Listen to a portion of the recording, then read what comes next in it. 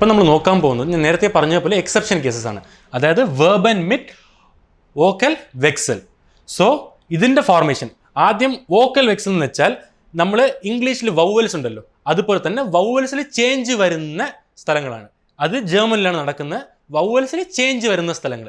So അതിൻ്റെ rule formation എന്ന് വെച്ചാൽ GE plus verb stem plus EN.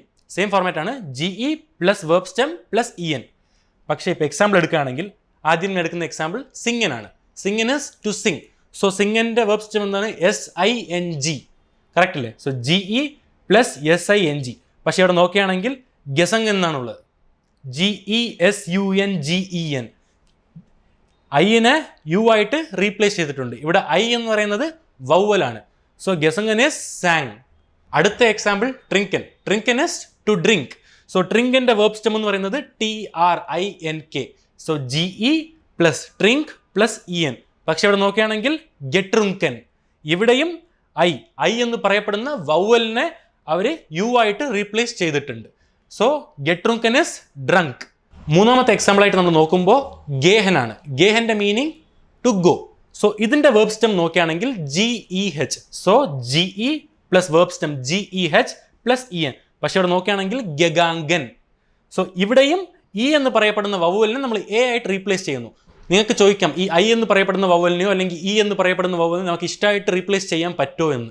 അങ്ങനെ ചെയ്യാൻ പറ്റത്തില്ല. കാരണം ഇതൊക്കെ ഓൾറെഡി പ്രീ എക്സിസ്റ്റഡ് ആണ്. ഇതൊക്കെ ഓൾറെഡി ക്രിയേറ്റ് ചെയ്യപ്പെട്ടിരിക്കുന്ന വേർഡ്സ് ആണ്. നമ്മളായിട്ടൊന്നും കണ്ടുപിടിക്കുന്നില്ല. ഇതൊക്കെ മെമ്മറൈസ് മാത്രമേ ചെയ്യാൻ പറ്റത്തുള്ളൂ. എങ്ങനെ സിംഗൻ്റെ പാസ്റ്റ് ഗസങ്ങനായോ, ട്രിങ്കൻ ഇസ് ഗെട്രുങ്കൻ, അതുപോലെ തന്നെ ഗേഹൻ ഇസ് ഗഗാങ്കൻ. ഇതൊക്കെ പഠിച്ചാൽ മാത്രമേ മനസ്സിലാക്കാൻ പറ്റത്തുള്ളൂ. അതുപോലെ തന്നെ നിങ്ങൾക്ക് മറ്റൊരു ഡൗട്ട് ഉണ്ടായിരിക്കും, നമ്മൾ ഇത്രയും നേരം നോക്കിയ പാർട്ടിസിപ്സ് വൈ, അതായത് പാസ്റ്റ് പാർട്ടിസിപ്പിൾ, അത് നമ്മൾ റീഗൽ മാസിഷയും നോക്കിയിട്ടുണ്ടായിരുന്നു, റീഗൽ മാസിഷ. റീഗൽ മാസിഷയിലും ട്രെൻബാറ ട്രെൻബാറ, അതുപോലെ തന്നെ റീഗൽ മാസിഷയിലെയും ട്രെൻബാറ ട്രെൻബാറ, രണ്ടിലും കുറേ എക്സെപ്ഷൻസ് നമ്മൾ നോക്കിയായിരുന്നു. ഈ പറയുന്ന എക്സെപ്ഷൻസ് നമുക്ക് ഏത് സ്ഥലത്തിലാണ് ഉപയോഗിക്കേണ്ടതെന്ന് വെച്ചാൽ, നമ്മൾ ഇംഗ്ലീഷിലൊരു സെൻറ്റൻസ് യൂസ് ചെയ്യുന്ന വെച്ചോ, ഇപ്പോൾ ഐ ബോട്ട് എ ബുക്ക്, എന്തായാലും ഐനടുത്ത് ഒരു വേർബ് വരുന്നുണ്ട്. അതുപോലെയാണ് ഇവിടെയും. പക്ഷെ ഈ പറയുന്ന പാർട്ടിസിപ്സ് വൈ ഒരു വേർബ് അല്ല.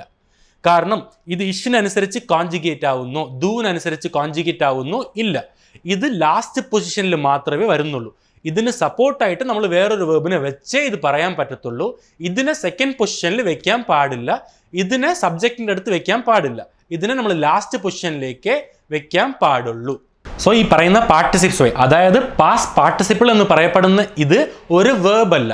ഇത് ലാസ്റ്റ് പൊസിഷനിൽ മാത്രമേ വരത്തുള്ളൂ. കാരണം ഇത് സബ്ജക്റ്റിൻ്റെ അടുത്ത് നമുക്ക് വെച്ച് കോൺജുഗേറ്റ് ചെയ്യാൻ പറ്റത്തില്ല. ഇഷിനനുസരിച്ചോ ഡൂവിനനുസരിച്ചോ എറിനോ എസിനോ സീനോ കോൺജുഗേറ്റ് ചെയ്യാൻ പറ്റത്തില്ല.